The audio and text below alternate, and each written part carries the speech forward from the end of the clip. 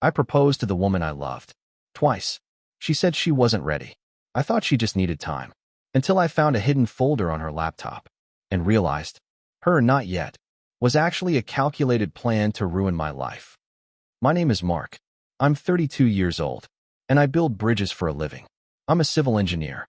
It's a job that requires precision, patience, and a deep understanding of foundations. If the foundation is cracked, nothing you build on top of it will survive. It's a simple rule of physics. I wish I had applied that logic to my personal life. I've always been a quiet guy. I don't like drama. I don't do well with games or hidden meanings. I value stability over excitement, loyalty over passion. I don't need fireworks every weekend. I just need to know the person next to me isn't going to walk away when it starts to rain. My parents were married for 40 years. Quietly, steadily. That's what I wanted for myself. A real partnership. That's what I thought I had with Sarah. We met through mutual friends at a backyard barbecue. She was 28. I was 30. She was in corporate marketing. Driven. Smart. A little bit of a perfectionist. She had her life mapped out on spreadsheets. I found that attractive. I thought it meant we were on the same page. We balanced each other out perfectly. I was the calm anchor. She was the engine moving us forward. After a year, she moved into my house. It felt like the most natural thing in the world. We didn't even really discuss it. Her lease was up. My place had the extra space. So, she unpacked her boxes. We split the chores down the middle. We opened a joint account for groceries and utilities. We talked about the future like it was a guarantee. She'd send me links to houses on Zillow. "Look at this backyard," she'd text me. "Perfect for a golden retriever." Everything pointed to forever. There was no hesitation. No pulling back.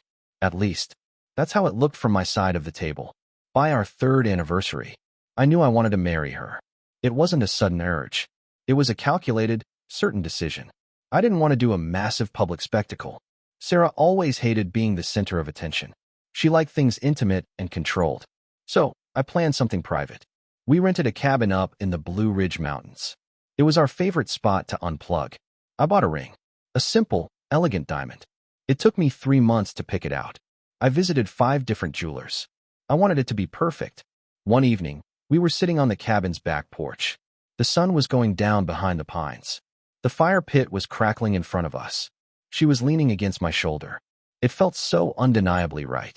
I took a deep breath. I pulled the velvet box from my jacket pocket. I turned to her. I looked her in the eyes. And I asked her to be my wife. I expected a smile. Tears, maybe.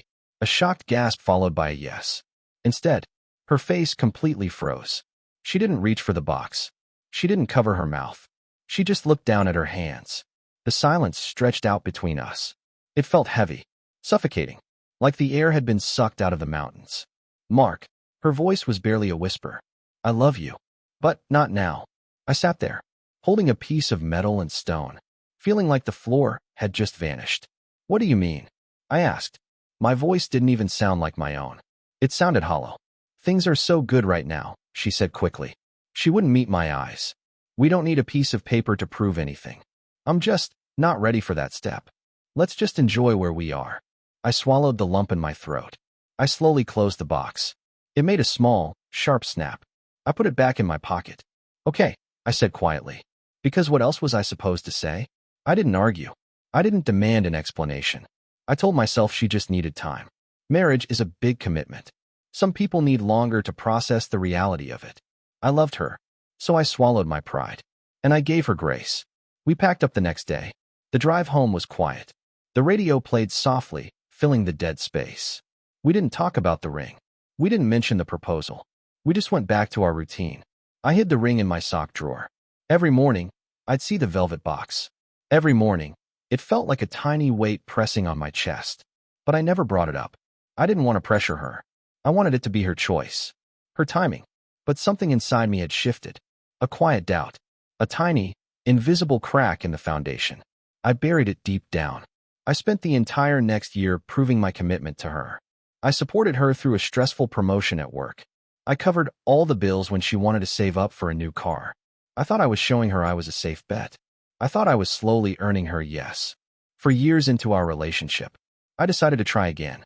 I thought enough time had passed. I thought the foundation was finally solid. I was wrong. But as I reached for that ring box a second time, I had no idea just how wrong I was, or what she was really hiding behind her "not yet." For years, that's how long I waited to ask again. By then, we had been together for almost 8 years. I was 34. She was 32. We had upgraded from my small house to a beautiful 4-bedroom in the suburbs. The mortgage was in my name, but the house was entirely her vision. I paid for the renovations. She picked out the marble countertops, the custom cabinets, the deep farmhouse sink.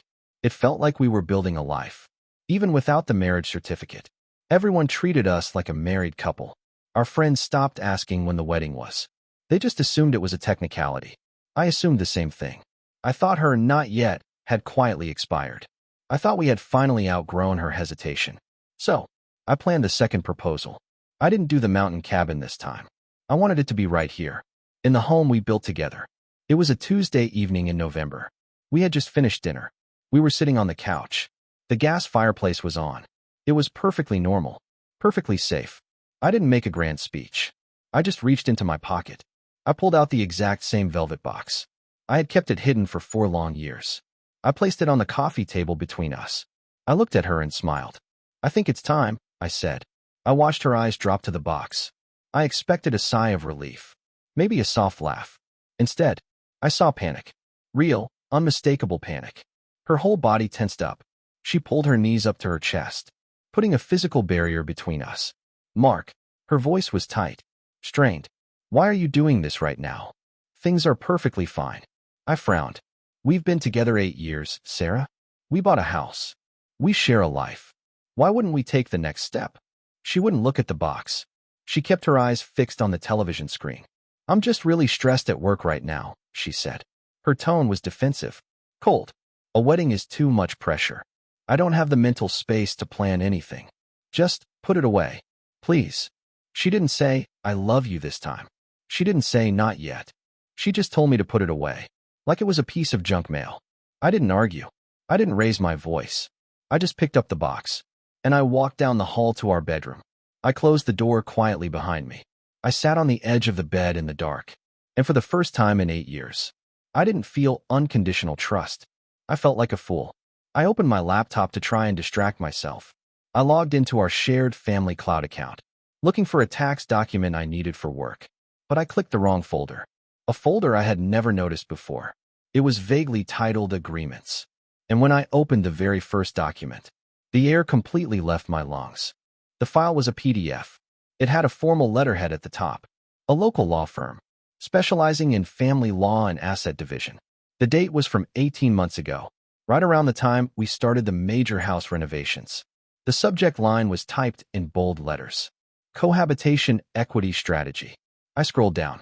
My hands felt completely numb. It was a summary of a legal consultation. Notes taken by the attorney during a meeting with Sarah. I read the first paragraph. Then I read it again, because my brain refused to process the words. Client is inquiring about common law property rights. Client wishes to secure a 50% buyout of the shared residence. Client specifically requested advice on avoiding the legal liabilities of marriage. I stopped breathing.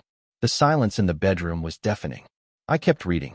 The lawyer had outlined a plan, a set of instructions. Advised client to maintain the current living arrangement. Advised client to let the partner fund all structural upgrades.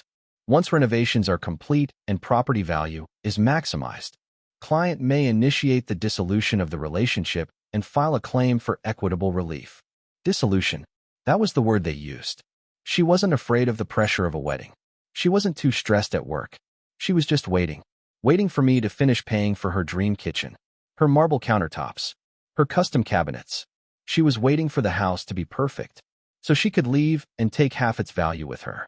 I sat there in the dark, the glow of the screen illuminating my face. I felt a physical sickness in my stomach, the kind that makes the room spin.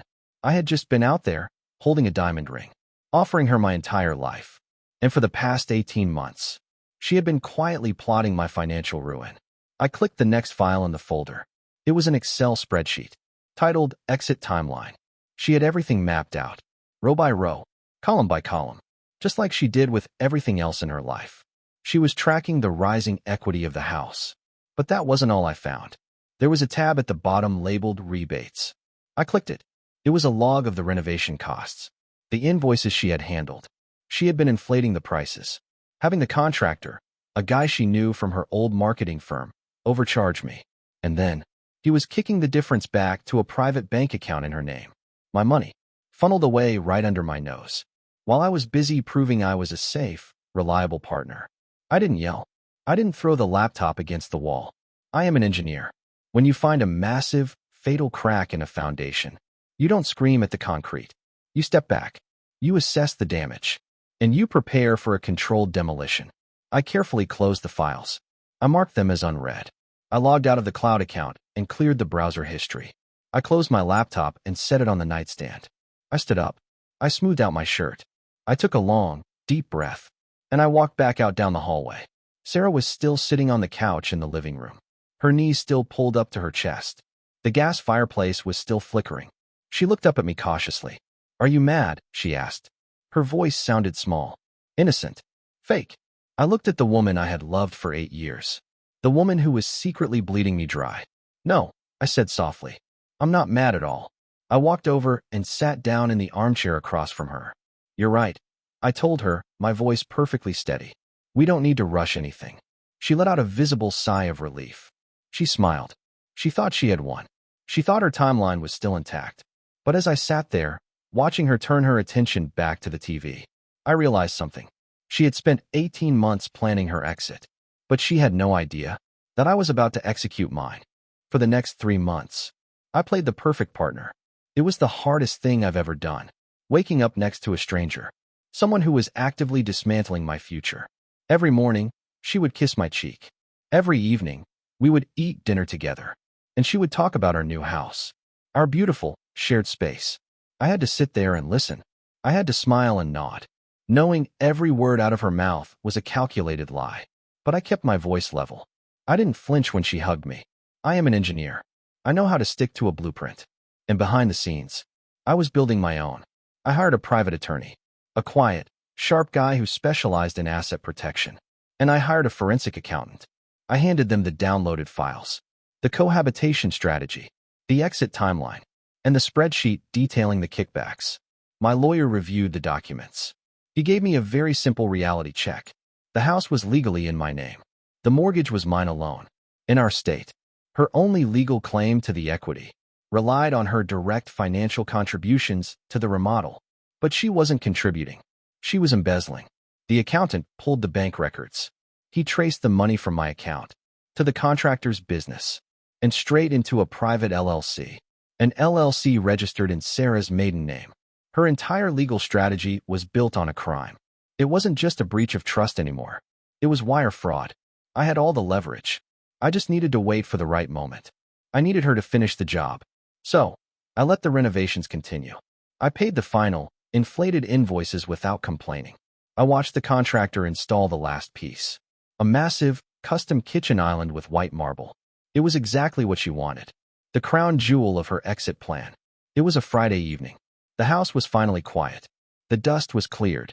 Sarah was thrilled. She bought a $200 bottle of champagne. She poured us both a glass. She stood in our pristine, expensive new kitchen, and she smiled at me. A genuine, glowing smile. Because in her mind, she had reached the finish line. The house value was maxed out. Her trap was set. "It's perfect," she said, taking a slow sip of her drink. "We finally did it, Mark." "Yeah," I replied softly. "We finally finished." I set my glass down on the cold marble. I didn't take a single sip. In fact, I looked right into her eyes. "I think we're completely done." She frowned slightly, missing the double meaning entirely. "Well, the backyard still needs landscaping," she laughed. "But we can wait till spring." "No," I said. My voice was flat. "Empty. I mean you and me, Sarah. We're done." The kitchen went completely silent. The hum of the new refrigerator was the only sound. Her smile slowly vanished, replaced by a look of total confusion. "What?" she whispered. "Mark, what are you talking about? Did I do something wrong?" I didn't yell. I didn't show an ounce of anger. I just reached into the leather briefcase sitting on the counter. I pulled out a thick, heavy manila envelope, and I slid it across the flawless marble, right until it bumped against the base of her champagne glass. "I found the cohabitation strategy," I said. My tone was casual, like I was discussing the grocery list. "And the exit timeline." and the rebate spreadsheet. All the color drained from her face. She looked like she had seen a ghost. She stared at the envelope, but she didn't dare touch it. Her hands started to tremble.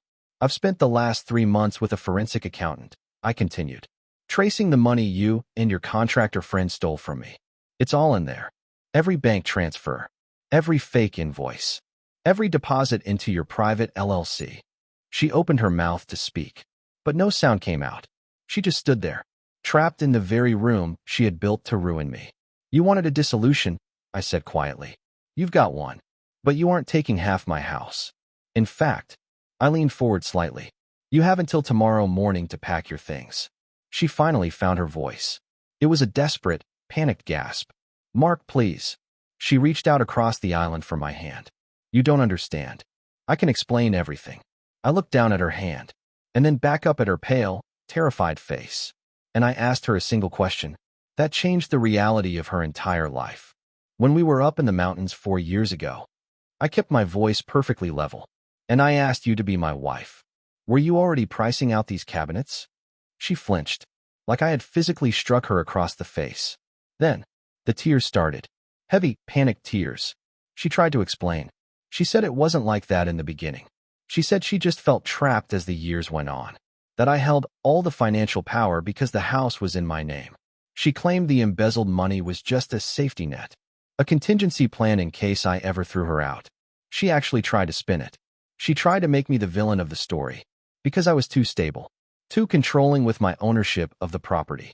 I sat there on the barstool, listening to the woman I wanted to marry justify stealing tens of thousands of dollars from me. I didn't interrupt her. I didn't argue. I let her talk until her voice cracked and she ran out of lies. Then I reached over and tapped the manila envelope. My lawyer drafted a settlement, I said calmly. You are going to sign a full waiver, relinquishing any and all claims to this property. No cohabitation equity. No common law buyout. And you are going to repay the $42,000 that you funneled into your LLC. She stared at me, wide-eyed. Mark, I don't have that kind of money lying around, she cried. You can't do this to me. I'm not doing anything to you, I replied. You did this to yourself. If you don't sign it by tomorrow morning. My next meeting isn't with a family lawyer. It's with the district attorney. Wire fraud carries a federal prison sentence, Sarah. I suggest you call some friends and start packing. The next morning was a Saturday. The sun was shining. It was a beautiful, crisp autumn day. A rented moving van pulled into my driveway at 8 a.m. She packed her clothes, her shoes, her makeup. She didn't touch a single piece of shared furniture. She didn't try to take the expensive espresso machine. She just quietly filled her boxes. Before she left, she signed the papers my lawyer had provided. Her signature was shaky. She left her house key on the flawless white marble island. She didn't look at me when she walked out the front door. The heavy oak door clicked shut, and for the first time in 8 years, my house was completely silent. It's been over a year now. She stuck to the payment plan to avoid criminal charges. Every month, a wire transfer hits my bank account. A slow, painful refund for a broken relationship. I haven't spoken to her since that Saturday morning. At first, the house felt like a museum. A pristine monument to a woman who never actually loved me. Friends told me to sell it. They said there were too many ghosts, too many memories attached to the walls. But I'm a civil engineer. I don't run away from a structurally sound building just because the previous tenant tried to burn it down. The bones of the house were good. So, I hired a new crew, an honest one. I had them come in and rip out the marble countertops. I tore down the custom cabinets she had painstakingly chosen. I donated all of it to a local housing charity. I bought dark oak, heavy soapstone counters. I designed a kitchen that I actually liked. Something that felt solid. Real. People ask me sometimes if I have trust issues now. If I'll ever buy a ring for someone again. I don't know the answer to that. I'm taking it one day at a time. But I do know one thing for certain. She spent 18 months trying to secretly dismantle my life. She thought I would just cave under the pressure. But she forgot the most important rule of construction. You can't collapse a structure if you underestimate the strength of its foundation.